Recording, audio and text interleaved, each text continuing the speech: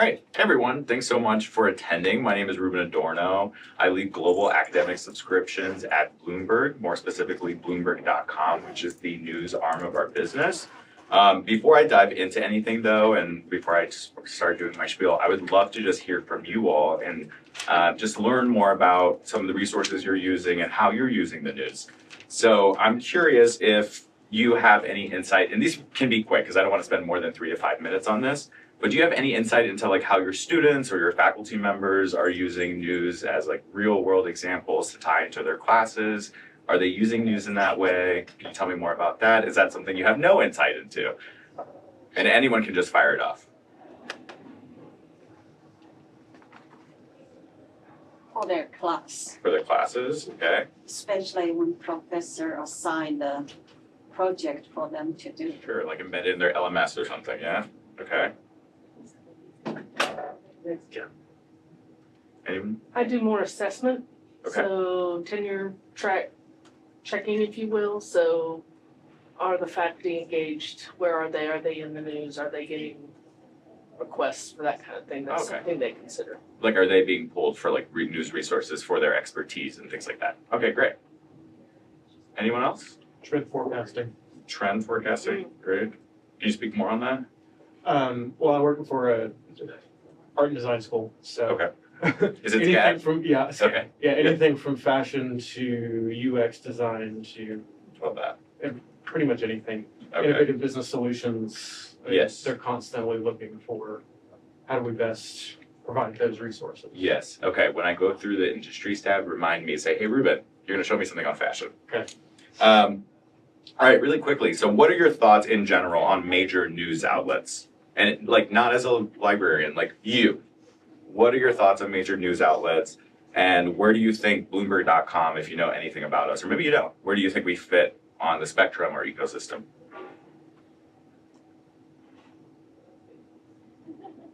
I check like 10 news sources Okay. because there's so much slant to all the news. Yep. And you have to do global as well. You can't just base it on US news. Yep. So it's not lack of trust, it's just hearing the different lenses. Absolutely. It's so important. Now more than ever, I would say. Yeah. Anyone else? Like what news articles are you all using? What do you check the news with? Like what are you using? AP News. Okay. You said AP? Yeah. Associated Press? Okay. Anyone else? Reuters, Reuters? Le Monde, What was the third one you said? Paris is the world. Okay. I can't remember. There's a major newspaper in Munich that we check as well, especially for technology. Okay. What about over here? You have a look? AP. AP? Okay. And then the last question I have for you all is like, how do you like to consume your news? Do you like to read like 5 articles a day? Do you like to just, if you're driving to work, you like to listen to the radio, podcast when you get home? Are you watching the news on the television? Like, how do you all like to consume it? I usually either the news app or email newsletters. Okay. Sometimes podcasts. Okay. depending on what it is. I have searches. Oh, I'm sorry. Please go ahead. Yeah, it's on the web bottom. Yep, yep. With the stock market keep change. Yes. If interested, you click on that, see it. Otherwise, you ignore, do something else. Absolutely. Okay. Over here. I have searches set up for specific content that we're always checking for.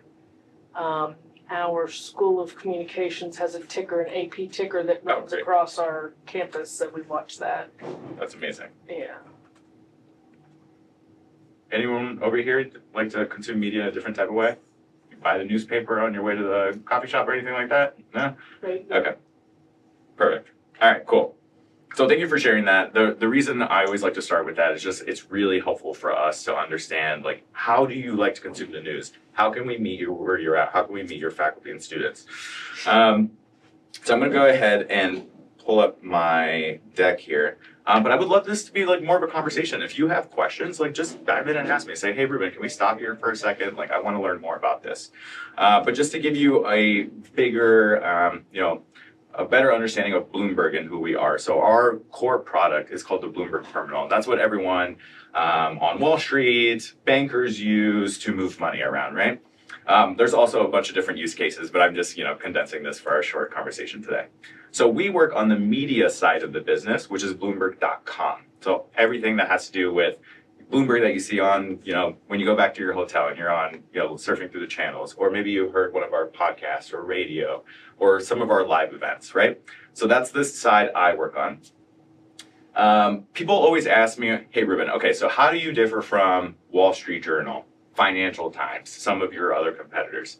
I would say 3 main verticals is how we differ. The first is just pure scale. I mean, we're a massive company, so we're a large media company inside an even larger data company. And we have access to over 3,000 reporters, data analysts. We have a Bloomberg intelligence team who cover, different verticals like fashion, for example, or we have someone specific to Amazon or Meta. So your students will have access to all of those resources globally. Right, yeah. The second vertical I would say is really important and one that, just personally I think is really important now, which is the perspective of our news. So we really, a lot of people call us the Chronicle of Capital, and we really do focus on having objective news, data-driven news. So I was very recently, I read an article that Oxford had put out talking about how, students between the ages of 18 and 25 consume their news. Does anyone have any idea what were their 3 primary sources of news? Students between the ages of 18 and 25. You can just shout. What'd you say? So TikTok. Exactly. TikTok. What'd you? I said TikTok. TikTok. Okay. The number 1 scared me the most. It was Reddit. The second was TikTok. Third is YouTube. Which, when you think about it, that's fantastic, a little bit, right? Because social media, you can reach a wider audience. You see something really interesting, you share it. It's also really scary because Meta, a lot of these companies, they're not fact-checking anymore. They've canceled a lot of those fact-checking programs. It's so important now more than ever, even if it's not us. If it's not Bloomberg, maybe it's whatever provider. I would say it's really important for students to fact-check what they're reading and building those habits. The third way we differ is my favorite, and we get the most feedback on this, is our multimedia, the aspect of our news. So we don't just do the articles, we don't just do Bloomberg Business Week. The students are going to have access to Bloomberg television, radio, podcasts, live events, live Q&A, and I'll show you examples of all these. And the reason that's important is because when you think about the way you guys mentioned you like to consume news, it's not just reading 5 to 10 articles a day anymore. No one has time at all anymore, right? So I personally, the way I like to consume it on my way to work is I'll listen to a podcast. We have one that's great that's called The Big Take. You get all your highlights for the day, everything you need to know that day. Some people like to stream Bloomberg television. There's all these different ways where we're meeting students where they're at to make sure they're building habits and using the products you guys are providing for them. Okay, so let me just, before we get into that, I want to quickly walk through the site. So this is the landing page. Of course, does anyone here know if their school subscribed has a Bloomberg terminal or terminal lab? Okay, great. So I always say with the Bloomberg terminals, they're absolutely fantastic tools for your students to use, get credentials, put them on LinkedIn. But as you know, when you step away from the Bloomberg terminal, that's it. You have to be physically in front of the terminal. So this is a great way to keep them tethered to Bloomberg. I always say it's the connective tissue between the terminal and the end user. So the staff, faculty, and students. There's a lot of red on this page. So I haven't checked the news today, but I'm like, oh God, stocks are down. So you'll get, the students will get high-level stock, futures, commodities, bonds, things of that nature. But I always like to click on the industries tab because I think when people think Bloomberg, they're like, great, that is an amazing resource for the business school. Yes, and. So I always say we are covering a variety of industries from energy to fashion, entertainment, space, sports, AI, tech. It's the whole gamut. And when we're covering things like sports, for example, it's never going to be like, oh my gosh, the Nationals won today. That's never the coverage we're doing. It's because the MLB has made a partnership with a retailer like Abercrombie, for example. Their stocks have gone up this amount, or tariffs are impacting this specific industry. And this is why it's important, why your students need to know the context of that. I think oftentimes there's a lot of news providers that will just like throw people into things without explaining it. And one of our sayings is context changes everything. That's really important to us to make sure you understand the topic. So I'm just going to jump around really quick. I wasn't planning on showing this, but I'm going to show it really quickly. We have this explainer series, which is really great for freshmen, sophomores, breaks down things like and hot topics across the globe. Like one of them, I was just mentioning tariffs. Like in the explainer series, we might say, okay, you generally know what tariffs are, but do you know how they're impacting the US, China, our Mexico relationships? Do you understand how tariffs are impacting the clothes on your back, grocery prices, all of those things? And we think that's really helpful for students to understand basic financial literacy, especially this how-to section. So this is really great for students as well. Things like how to build your retirement. Is now a good time to buy a home? It's not. Is how to build your credit. So things like that are really important. When I went to, I remember in high school, like no one taught me basic financial literacy things. So a lot of those things, even going into college, like, I just racked up a credit card. Like, you know what I mean? So I think those things are really important for your students to know. Is everyone here familiar with Business Week? Okay. I always say the articles, we call them our scoops. They're like breaking news. I have the app on my phone, and you all will get them if you get a subscription. But you get breaking news straight to your phone, and that builds habits. Business Week is more of our long form content. I like to say it's like what you read over the weekend, our thought pieces. So your students will get access to this, and typically we find that a lot of students will use this for papers they're writing, things they want to cite. All right, so I'm going to move over to the exciting stuff, some of my favorite stuff. So the Wi-Fi is not great here, so I just paused it here, but just so you have an idea of what this will look like. I oftentimes will get business school deans asking me, hey, I want Bloomberg Television playing in the lobby, and I have a screen there. Can we stream this? And I say, absolutely, please do. So we'll always have C-level executives on Bloomberg Television talking, from a variety of different tech companies or all sorts of companies. We'll have politicians speaking about their constituents or the areas that they're governing, things like that. And the students really like this as well because let's say, for example, you want to work for like Meta or NVIDIA or Anthropic.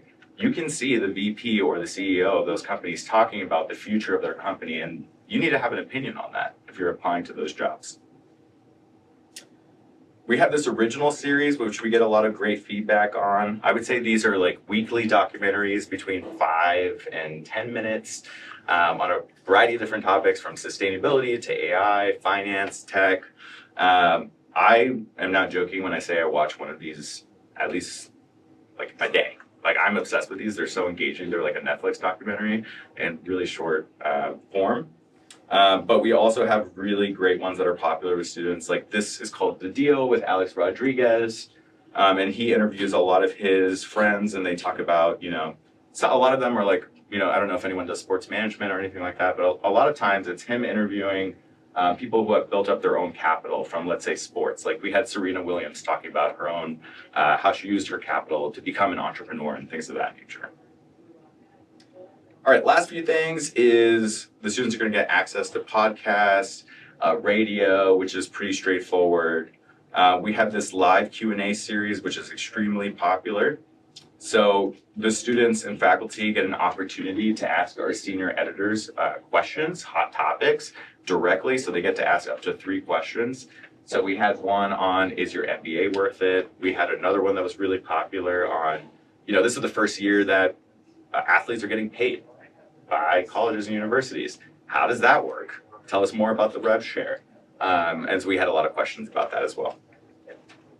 The last 2 things are we have something called the watch list.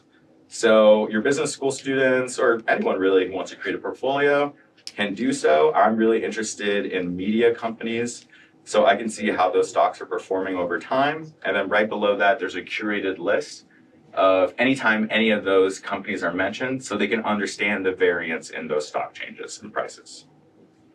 And the very last thing I'm going to show you is we just got in the gaming space. So watch out, New York Times. But so we just got in the gaming space. It's called the Pointed Quiz. I'll go ahead and start it. Actually, let's do this. Before I go ahead and kick that off, you can scan if you'd like right here. I'll give you a second. So you can go ahead and scan this QR code. Give me a second to do so.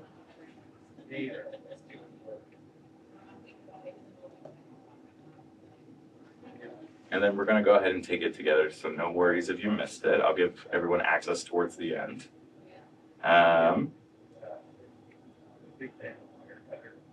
Okay, great. So we'll go ahead and play. I'll go walk through it very quickly. So at the very beginning, there are 10 questions. And you can decide what you think you're going to get right or not right. For me, I feel very confident about global politics, but music, probably not so much, right? I'll hit I'm ready. And then throughout the quiz, you get 3 opportunities to either hedge your bet, double your bet, or triple your bet. So we'll do the first question together. So NVIDIA became the first company to achieve a $5 trillion valuation. Just 4 months ago, which company became the first to hit a $4 trillion valuation? Does anyone feel confident about this? And you can guess. Don't worry about it. It doesn't matter if you get it wrong. I mean, gut says Apple, but Okay. We'll just go ahead and pick this one. I know the answer. I did take this earlier. But we'll do you feel very confident or not confident? Okay, we're going to hedge your bet. And we're going to say Apple. Okay, so the answer was NVIDIA. What's great about this is that when you get it right or wrong, it doesn't really matter because on the next page, it'll give you the context of why you got it right or wrong. And then the students can go back and read that article or listen to a podcast or radio about that topic. So this wasn't intended for the higher ed space. It was just like for everyone. And it's just blown up in this space. Students are obsessed with this. Professors usually assign this as extra credit. And also it just builds habits. So they keep coming back. They want to get the higher score. And I won't go through it, but there's like a thing at the end where it's like, share your score with your friends or like, whatever. And they can post that on socials and it gets very competitive. The students get very serious when I visit campuses. They want to get everything right. So that's really exciting. So we're excited about that. I'm going to stop there. And the last thing I'm going to do before I open it up to questions is I am just going to pull this up. I invite you all to take your phones out one more time. You can scan this QR code. For attending, you'll get a 1-month free subscription on Bloomberg.com. My info is also here, so stop by the booth. Would love to chat with you some more, learn more about your colleges, universities. Would love to hear the feedback on Bloomberg.com. And we have about 2 minutes. So I just want to ask you guys, what questions do you have, if any? I know I've been talking a lot. So anything strike you? Any questions that you have that I can help answer?